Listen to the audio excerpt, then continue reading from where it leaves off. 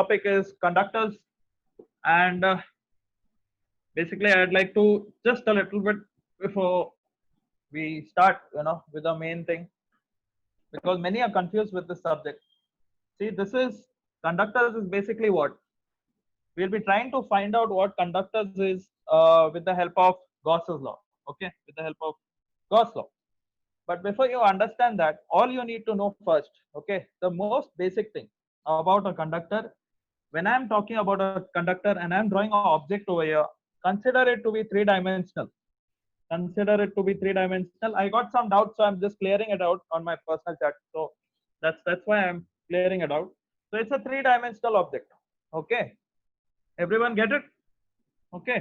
So if I'm considering an electric field like this, and I know that in this electric field, I have placed some ions, some ions like this, or an object with some amount of ions.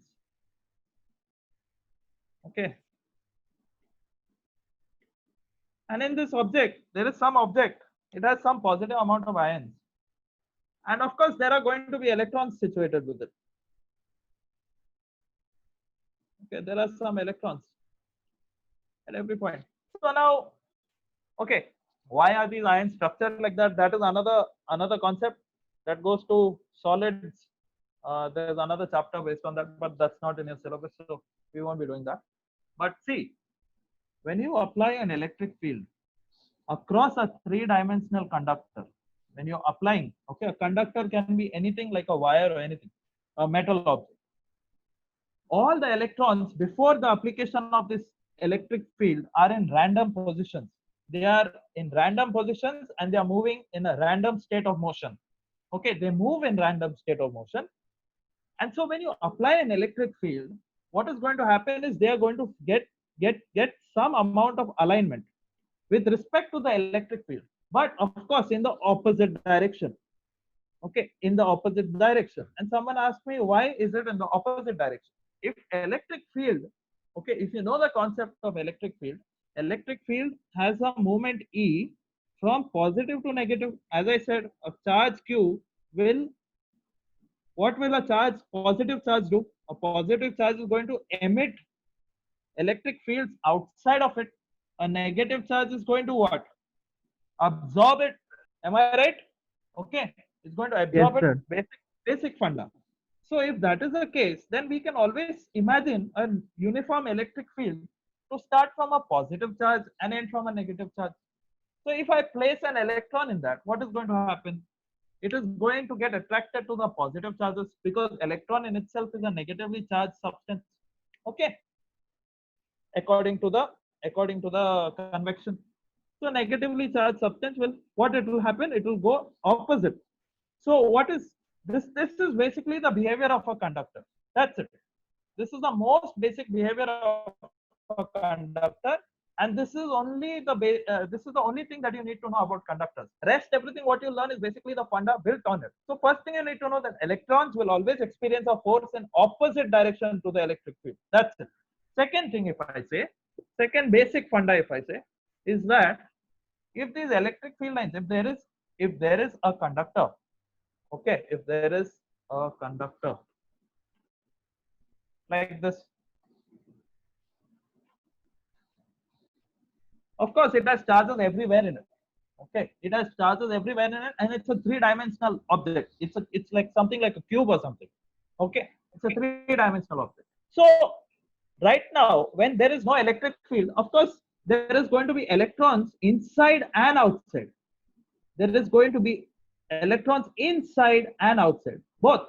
Okay, it's going to be inside and outside, on the surface, inside the surface. But as soon as I apply an electric field, what's going to happen? What is going to happen? All the electrons are going to be attracted towards the positive side of the electric field. So I can say that, okay, so I can say there is negative charge developed over here. Similarly, if all the electrons come here, what remains here? Positive charges will remain here. This concept comes from conservation of charges. I had explained conservation of charges. You all remember? Okay. Conservation of charges will also be used in capacitors. Okay, so pay attention. So I know that if all the electrons are going to come here and all the positive charges over this side, what is going to be the charge in the middle? Can anyone tell me? What will be the charge in the middle? Will there be any charge? Will there be any electron in the middle? There won't be any No, electron sir. in the middle. There won't be any electron in the middle. Okay. So suppose, okay, I take a point here. I take a point here. Let's say that this is some charge Q. Let's say, okay, just let's assume it to be that. What is going to be the direction of the electric field or the force on this point because of these positive charges? Will it attract or will it repel? It will repel. So I can say that there is going to be a force in this direction because of these positive charges right here. And what is going to be the force of force due to this negative charges developed over here? It is going to attract it. So of course, again, the direction is similarly in this way only. It is in that way only. Yes or no? But once the time interval t takes place, okay, a certain time interval t, at that point, we are saying, okay, initially what it was, initially at t is equal to 0, the conductor was having electrons everywhere and anywhere. I applied the electric field, the positive and negative charges started to immediately redistribute themselves. And at a certain time interval t, what happened is basically all negative charges came on one side, all positive charges came on another side. Yes or no? Then what we said that we took a point P over here. We found out the electric field is going to be in this direction. Okay, this is maybe in the dynamic state. And if the why? Because positive to negative, there's positive charges here, there's negative charges here. So of course there's going to be electric field here. There is going to be electric field. But now listen to me. If I say that the electric field which is developed inside, let's call it E induced, because basically that electric field is due to induction. We had done that in methods of charge. So E net is going to be what? E external minus E induced. Okay. And if I say that this E induced reaches to such a point that it exactly cancels the external field, or in other words, the magnitude of E induced is equal to the external field, then the net electric field inside the conductor is going to be 0. This is what is meant when we say that there is no electric field inside a conductor. Basically, E net becomes 0. E net will become 0. Is that understood? Everyone clear? Just some small topics which I'm repeating. Yes, sir. Okay. Some basic theory, no problem. Okay. Next thing you need to know, okay, is if I am considering the fact that there is a conductor like this, a spherical conductor, and I say that there is an electric field going through it. Okay, an electric field.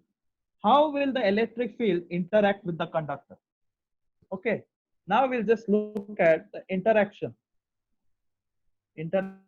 of the conductor with respect to the electric field. I'm telling there's an external electric field.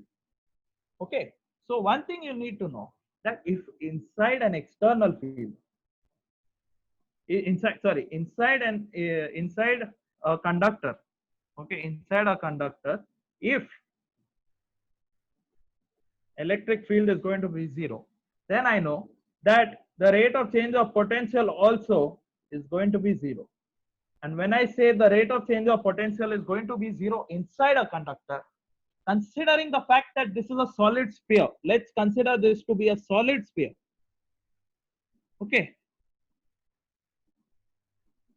Okay, if the electric field inside is 0 and the change of potential also is going to be 0, then at every point inside this solid sphere, what is going to happen? Will there be any work for me to go from here to here, or this point to this point, or maybe this point to this point? Any work? Have I done any work in moving the charge?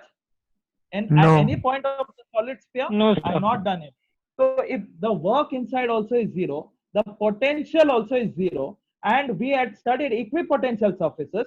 The reason I did this is because what we studied, that if equipotential surfaces are zero, okay, equipotential surfaces, the rate of change of potential is zero. But why is it zero? Why is it zero? You remember electric field lines, if electric field lines are like this, how will a equipotential surface be with respect to this electric field line? It will be in what? Perpendicular. It will be perpendicular. And so if I am drawing electric field lines right over here, how will it interact with this sphere? How will it interact with this solid sphere? It will interact in the perpendicular manner. Okay, it will interact in the perpendicular manner, such a such a way. Okay, let's say that the electric field initially was given like this. Okay, it was like this. All the electric field lines initially were like this at say t is equal to 0. And at t is equal to 0, as soon as you put this sphere, as soon as you put this sphere, all the charges started to get accumulated towards one end and the other side. What I mean is, basically positive charges started coming this side. Sorry, negative charges started coming this side. Negative now, because positive Yes, is right. sir. Yeah, so it is negative. So all negative charges started coming this side. Positive charges started coming this side. And then what happened? After everything happened, after all the electric field lines or all the charges are redistributed, what is going to happen is basically, okay, this electric field lines are going to converge at the negative charge end where negative charges are there. Am I right? Okay. Am I right? There won't be charge inside. Wait, let me rub it. There won't be any charge inside. So if I say the conductor is like this, the electric field lines are going to converge in a perpendicular manner inside. Is that understood?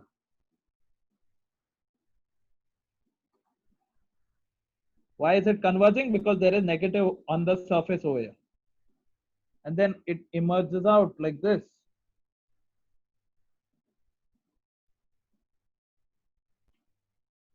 And these are all 90 degrees from the surface. In short, what I want to say is basically the entire sphere, becomes an equipotential surface. This entire thing basically becomes an equipotential surface. And so the interaction of the electric field lines with respect to this sphere is going to be perpendicular to the surface. Second thing I want to tell you is that if the electric field lines, if I know, okay, if I know that the electric field inside a conductor is zero, if I know this, will there be any electric field lines inside a conductor? Will there be No, sir. electric field lines inside a conductor?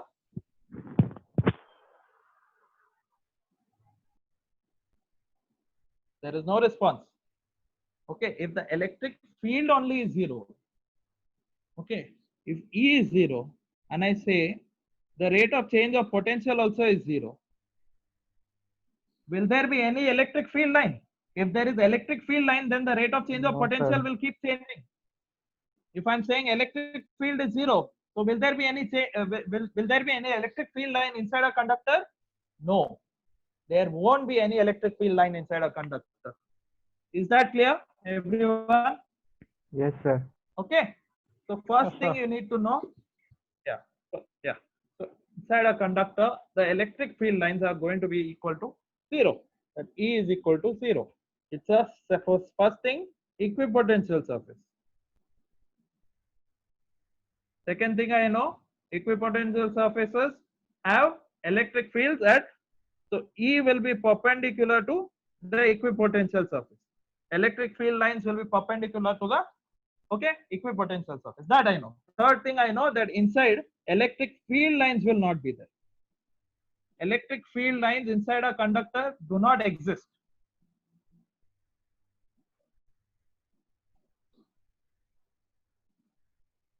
They do not exist. Okay, these some points you need to know. That's it. let's look at a small derivation. Okay, let's say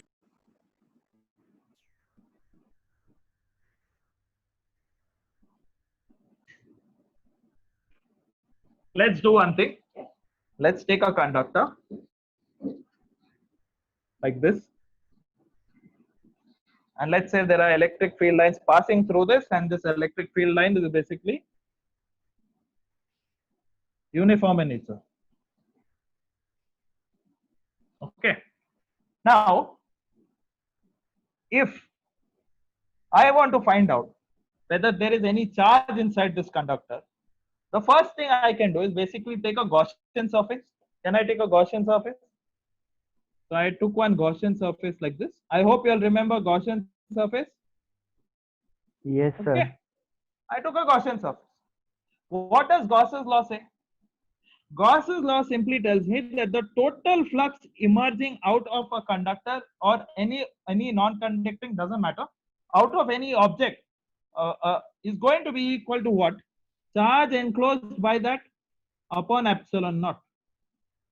Upon epsilon naught. And what is flux? We did so many derivations on this. What was flux equal to? Flux is equal to E dot dA. Yes or no? Yes, sir. E dot dA. So, okay. So, let's say d phi, because I am using the word d. So, phi will be what? Integration of E dot dA. But that doesn't matter. Why? Because what is the electric field inside a conductor? Inside a Zero. conductor, the electric field is going to be equal to 0. So I can say that if E is 0, then phi is going to be 0. And if phi is 0, I can say that I can resubstitute at this point. Instead of phi, I can say that this is 0. So ultimately, I come to a conclusion that the charge enclosed is going to be 0. Charge enclosed is going to be 0. So not only the fact that it is an equipotential surface, the rate of change of potential is going to be constant. Not only that the charges are going to redistribute themselves and the electric field lines are going to be 0. Also, the fact that there is no charge going to be inside a conductor. There can be no charge inside a conductor. Okay, is that clear? There can be no charge inside a conductor. And of course, I'm talking about a three-dimensional object. That is one phase. Second thing we want to know is, let's give a charge to a conductor. Let's assume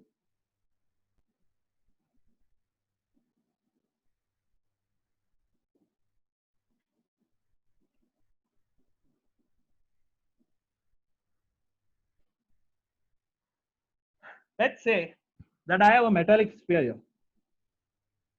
And this metallic sphere, okay, this is a conductor. Let's say that it is a conductor. Okay, if you place this charge on this conductor, okay, let's say I place a charge. What I do is, where will this charge reside? You must have read the charge will reside on the surface of the conductor, but give me a proof of that. So if I want to prove that, there is a charge, if I give it to a conductor, it will reside only on the sphere.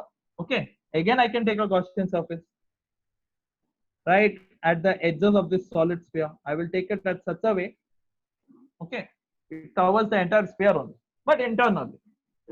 And I can say that phi total, that is using Gauss's law, phi total is going to be equal to, or flux total is going to be equal to, integration over a closed surface E dot dA. But I know that E is going to be equal to 0. So I can say phi is going to be equal to 0. And if I say phi is going to be 0, then I can say it is equal to Qn upon epsilon naught, which we just proved that Qn also is going to be 0. So if the charge enclosed only by a conductor is 0, where else can the inside the conductor is 0? This is charge enclosed inside the object. It's inside the object. So if I say that the charge enclosed itself is 0, where will the charge reside? Where will the charge reside? It will reside only on the surface. The On surface. the surface. On the surface. So this is one proof. Okay, this is, although it is a simple proof, but please pay attention. The charge will remain on the surface. This is how the electric lines in your houses and in every places work. The charges, basically the electrons which are flowing only at the surface. The charges of a let's say a circuit or anything. Okay, if there is a wire, it is having some thickness here. Okay, there is no charge going through inside it. All the charges are basically at the surface. And now you know why. Okay, so that's clear. Everyone clear? So Yes, any sir. charge given to a conductor, any charge given to a conductor is going to reside at the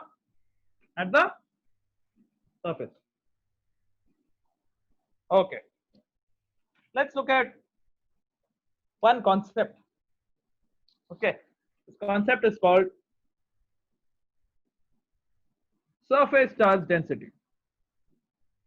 Of course, this has to be taught.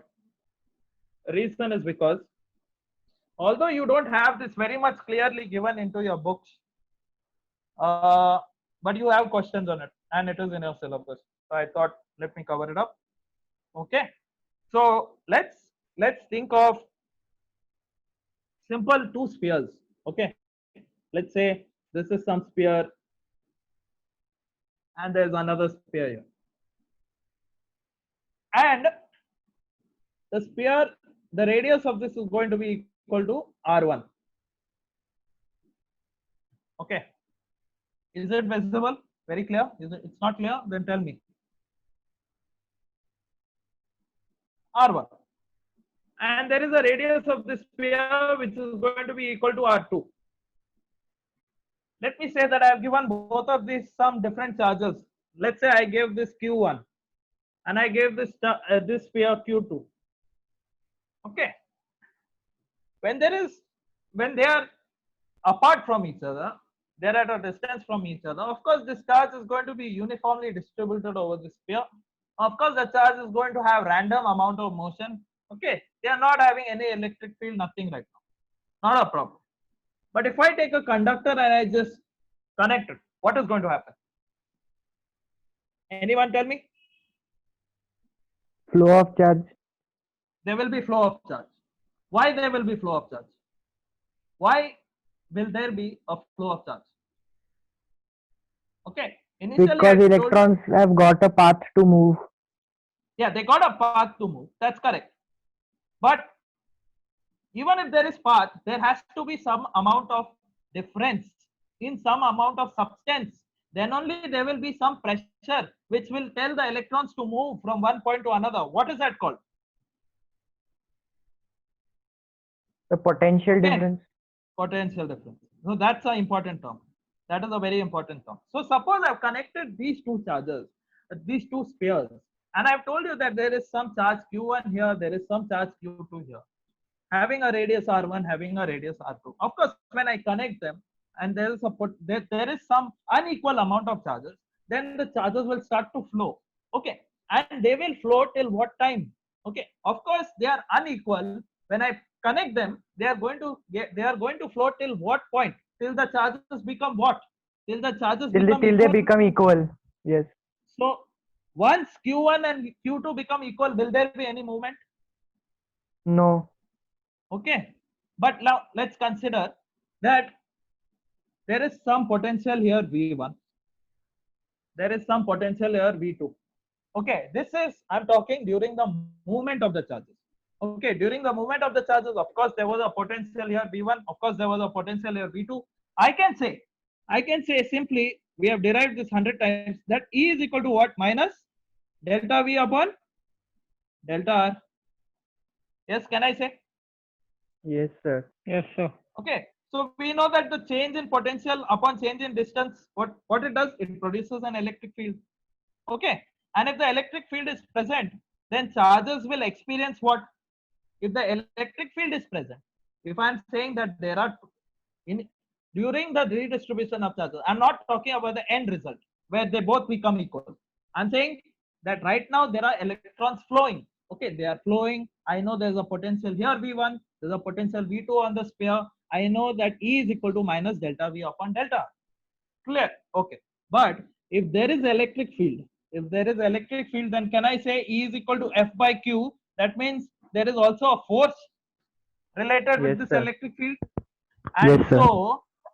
so now you know why the electrons are flowing, because the force experienced by this, okay, the electrons experience a certain force because of some certain electric field, and this electric field is basically produced because of some potential difference.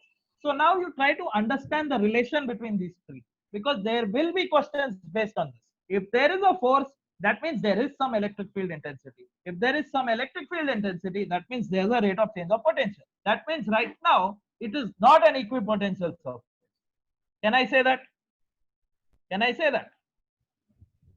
Okay. But once it comes to a steady state, once the charges are redistributed, everything has happened, then the V1 becomes equal to V2. Then there is no electric field in between them. Of course, nothing inside them. And so it will then, what will happen? The force also will become equal to 0. Is that clear?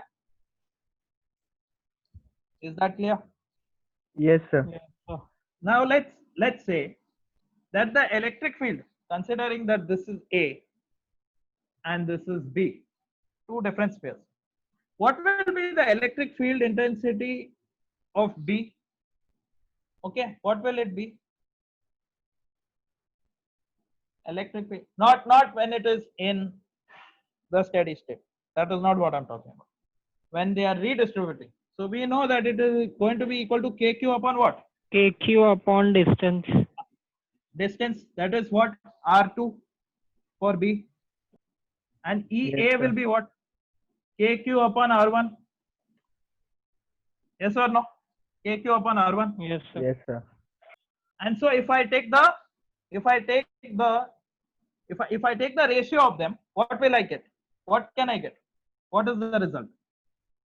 Okay, of course, consider this to be Q1 and this to be Q2. Sorry, Q2, because this is B. I will return Q1. So what will I get? Of course, if I divide both of this, okay, electric fields are going to get cancelled. K and K will get cancelled. What remains is, what will remain? Q1 upon R1. Not visible. Q1 upon R1 will be equal to Q2 upon R2. Q1 upon R1 will be equal to Q2 upon R2. Okay, that means the charge on each sphere is basically proportional to the radius. The more the radius, the more the charge, which will be distributed on the surface. Is that clear? Charge is proportional to the radius of the sphere. Clear? Yes, sir. Okay.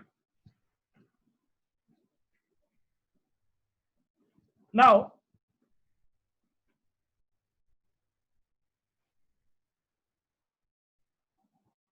let's consider. Okay, we know that result. Oh, okay, this is that. We know the result that Q1 upon R1 is going to be equal to Q2 upon R2, and of course then Q1 upon Q2 will be equal to R1 upon R2. This is important.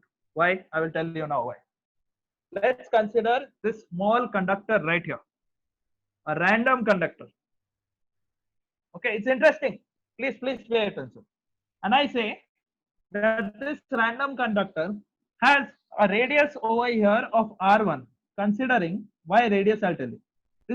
Let's consider this curve, no, to be a part of a sphere over here. Okay, this curve to be a part of a sphere. Just assume. Okay, there's no harm in assuming. Similarly, I will say, let's consider R2 over here. And this curve was also a part of a sphere. This is a part of a sphere. Okay. Now, considering that this is a conductor, okay, considering this is a conductor and there is some charge over it, then what will happen? Where will the charge be? At the surface.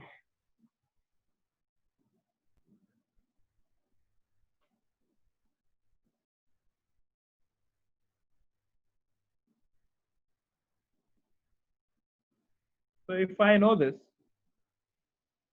and I know that Q1 is equal to R1 upon Q2 is equal to R2. You remember charge density, surface charge density, what will be sigma or lambda equal to? Let's take sigma. Sigma will be Q by what? L. Q by some area. Q by A. Yes, sir. Okay. And I have taken this to be what? A part of a sphere. So what will be A right here? Q upon 4 4 pi pi square. Pi R square. R1 square. Yes or no? R1 square. Yes, sir. And so I can write Q as Q equal to what I can write? Sigma times 4 pi R1 square. Can I write that?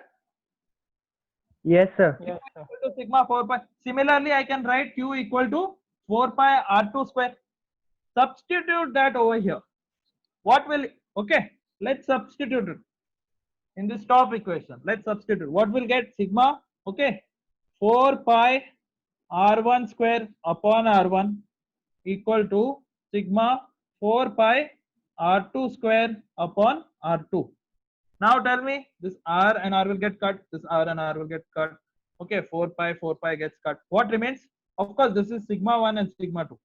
So what will remain? Sigma 1 R1 equal to sigma 2 R2. Yes or no?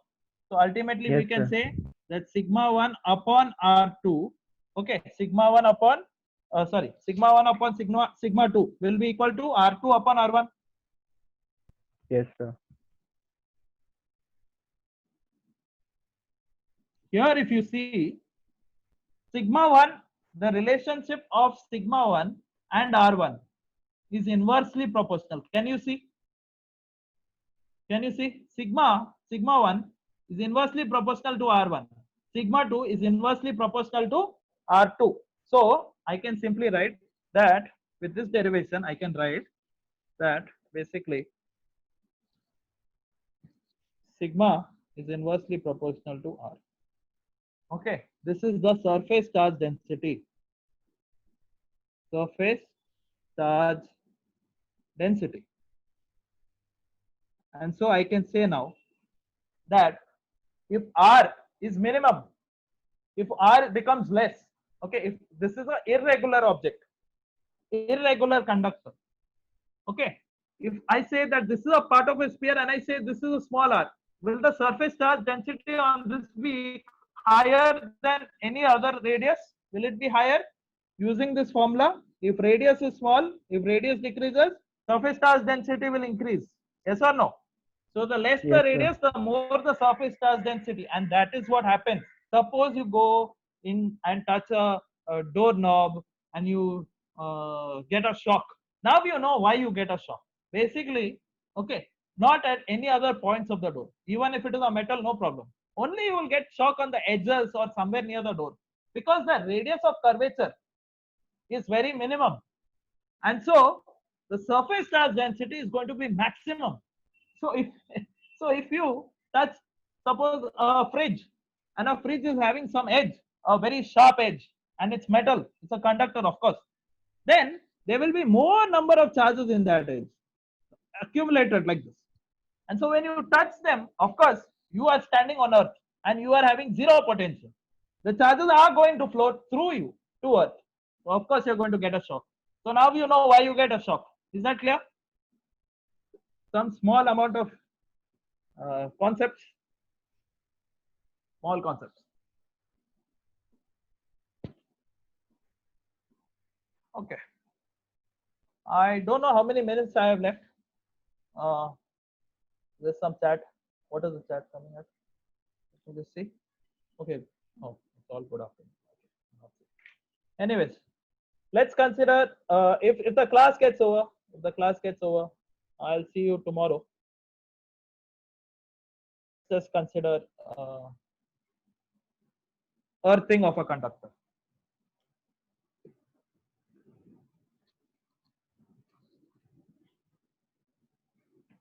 What is the meaning of earthing of a conductor? Okay, let's consider that there is a conductor here, and I say this conductor has been connected to ground, and of course this is the symbol of ground. Okay, this is a symbol of ground. So what will be the potential at the outer side of this conductor, what is it going to be equal to? Can anyone tell me? If I connect it, just now we saw that if I connect two spheres together, charges are going to flow. Right now I'm saying there is some charge here on this conductor, and it is connected to earth. I made it equal to 0. I connected to potential equal to 0. So then immediately what is going to happen to all the charges which are residing over here at the conductor? What is going They to will happen? flow They will flow right to the earth. right to the ground. They will flow right to the ground. And so what can I say the potential of the conductor to be here at all these points? At all these points, it is going to be equal to 0. It is going to be equal to 0. So whenever a conductor is connected to earth, the potential at the surface of the conductor is going to be equal to 0. The potential at the surface of the conductor will be equal to what? Will be equal to 0. Is that clear, Yes, sir. everyone? Okay. So one small thing you need to know is that Yes, sir. when you're connecting a conductor to the earth, few points. First is earth itself is a conductor. That is the only reason it can take a charge. Understood, na? When I spoke to you about two spheres, Yes, I sir. connected them. I told you both are conductors. That is only when they will pass the charge from one point to another point. So of course, we can by that assumption, we can say that earth is a conductor.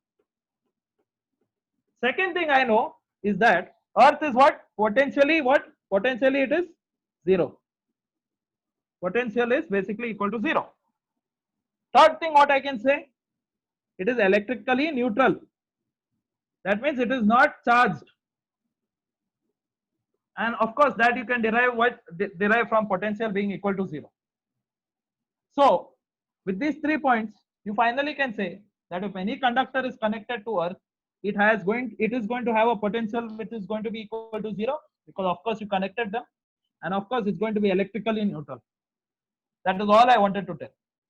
Is all this clear? Is these points clear? Yes, Yes, sir. sir. Okay, small concepts. Don't. We will definitely go to the complicated ones, but I think that the time is up. It's already 4. So thank you for everyone for joining in. Tomorrow we'll do 2-3 small concepts. Maybe cavity inside a conductor, that concept, and then we'll go to capacitors.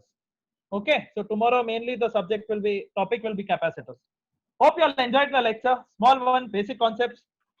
Please go through the questions in your books, and I'll see you tomorrow. Bye. Bye, everyone. Yes, sir.